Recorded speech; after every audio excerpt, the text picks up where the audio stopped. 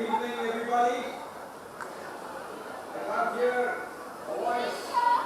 Everybody together, great evening. Thank you.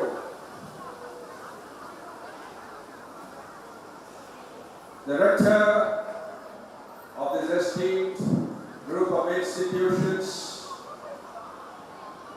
is presiding over the school annual Father Joseph D'Souza,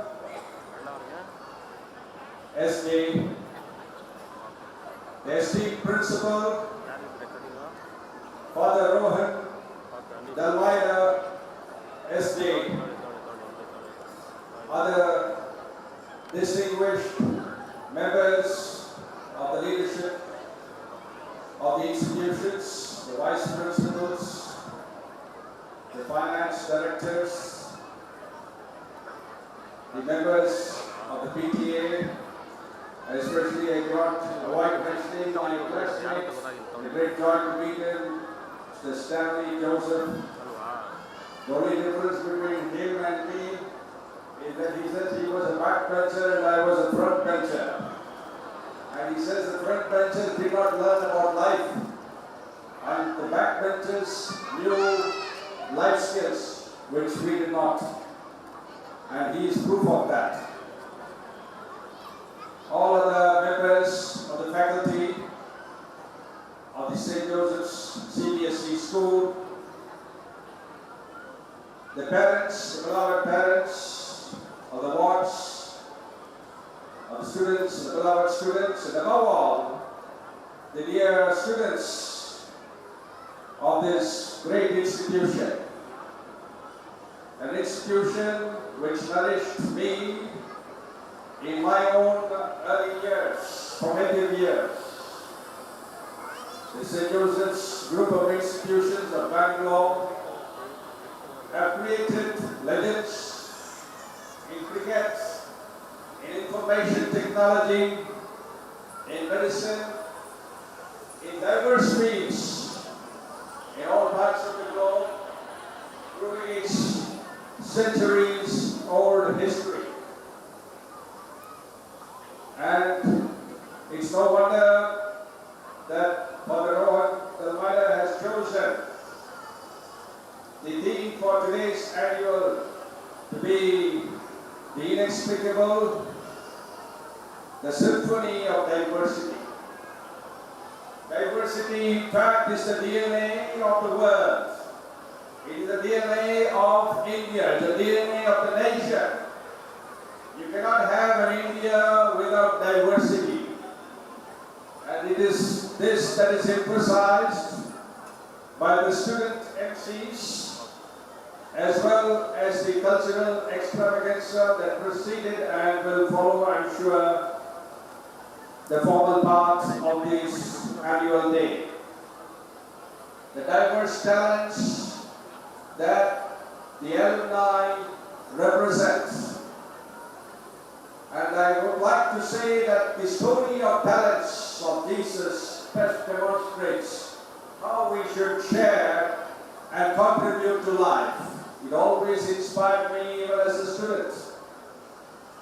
The story of talents where the master gives 5 talents to one servant, 3 to one, and only 1 to the last or the third servant.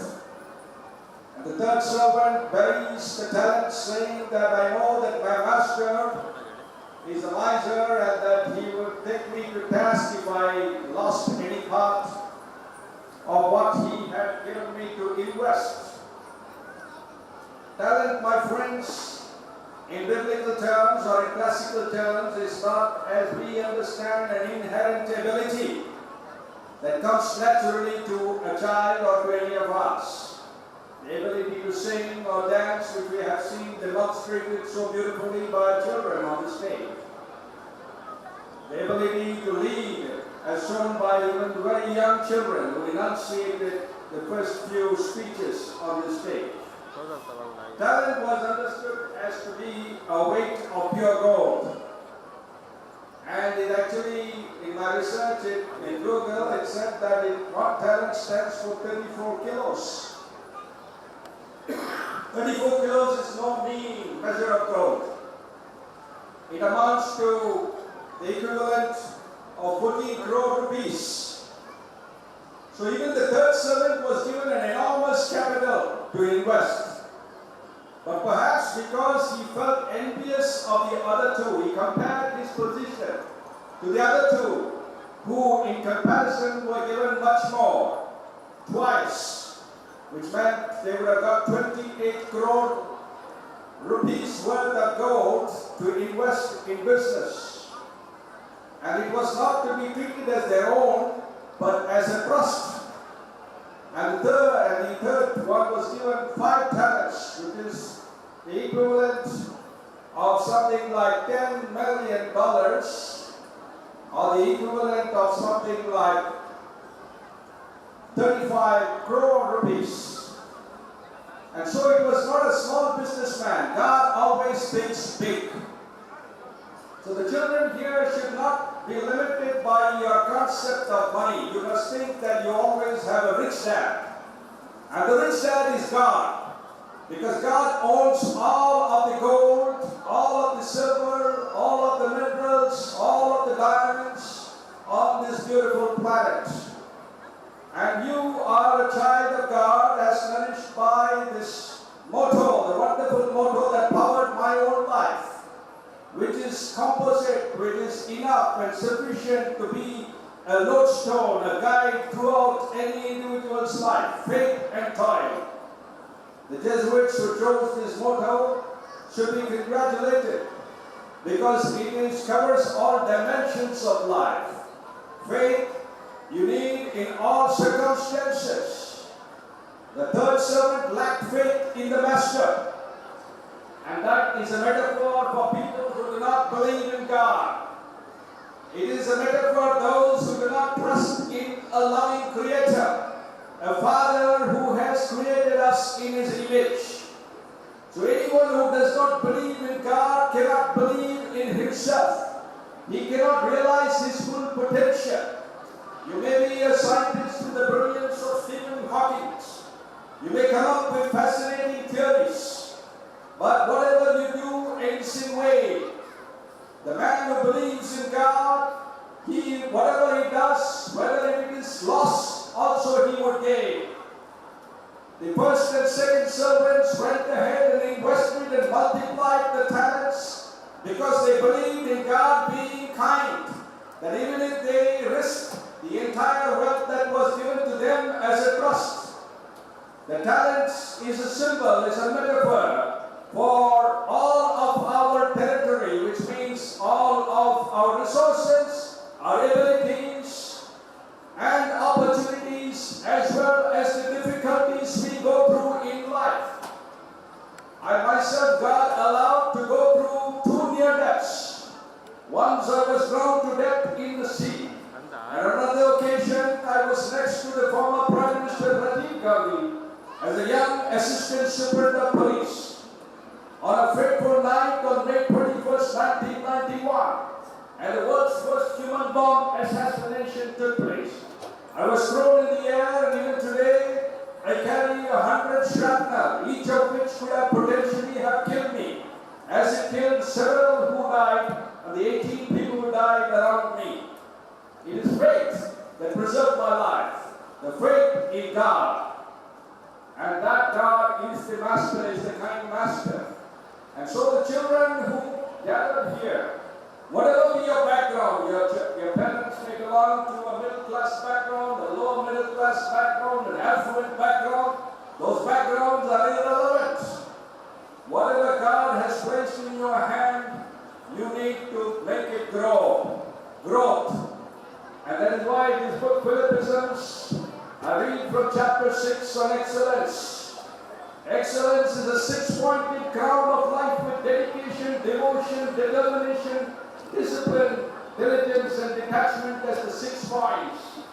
It is the vitamin D of life. D for dedication. That means a complete focus on what is before you. The Jesuits, after they founded Ignatius Loyola, who like me was a soldier. I belonged to a uniformed post. And he was a general, a soldier. And he was hit in battle by a cannon. And while he was recovering from those serious wounds, he had a vision of God. And that is what created this wonderful order called the Jesuits, who have had the greatest impact on education, not just in India, but in all parts of the world. Their dedication is an example for the alumni and for all the students and for all our colleagues. Their devotion to duty, the devotion to God. And that's why when Father Rohan invited me, I had no choice. It was a battle call to duty. It was a summons. I could not refuse. And whatever I had to do, I set aside. And I said I need to honor my alma mater. But I am humbled and honored by the great honor bestowed by the principal and rector and the faculty of this great institution on me, which is unparalleled so far in my life, that you made me sit in the presence of such an illustrious assembly and honored me so. And I give all the glory to God. As the psalmist says, not unto me, but to the God alone be the glory. And the Jesuit motto, the other motto that always inspires me is Ad Majorem Dei Gloria, all for the greater glory of God. Whether you eat or drink, whether you sleep or rest, whether you sweep, or whether you work, or whether you invent or write or speak, let all redound to the greater glory of God. So nothing is in vain, as the third servant thought. And God is the best judge of our work. So excellence, my friends, especially the young students here, is all about continuous improvement.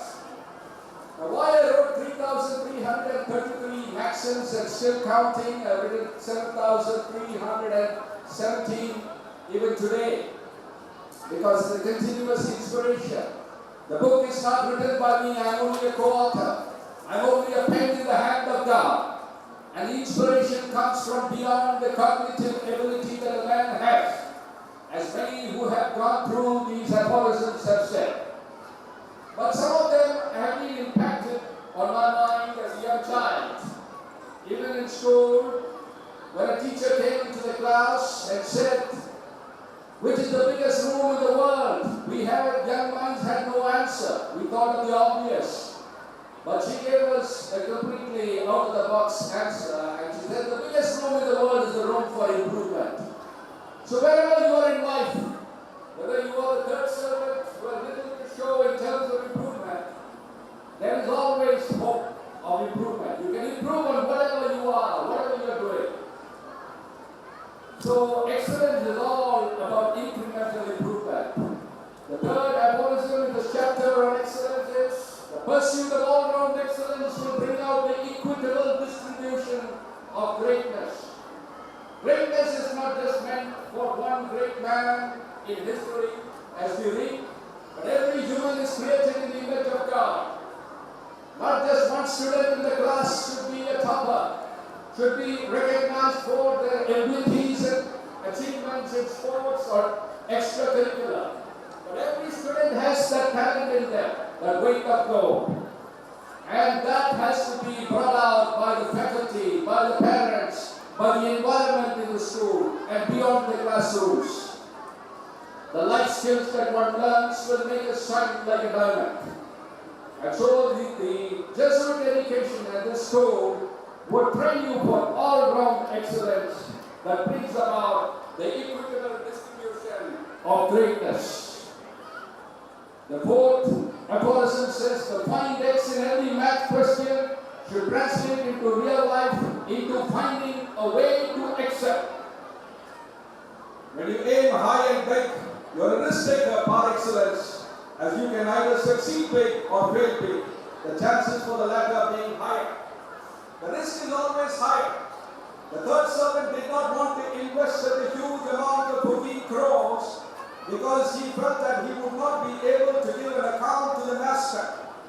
And that is why many humans keep their talents dormant. And that is why they say that the cemetery is the richest place on earth because they have dreams buried, they have talents buried. But let none of our children go through life with their talent buried. Let it be burnished, let it blossom, and let it be a blessing to them, to their families, to the nation, and to the world at large. God bless you. I once again thank the principal for having given me this wonderful opportunity to share my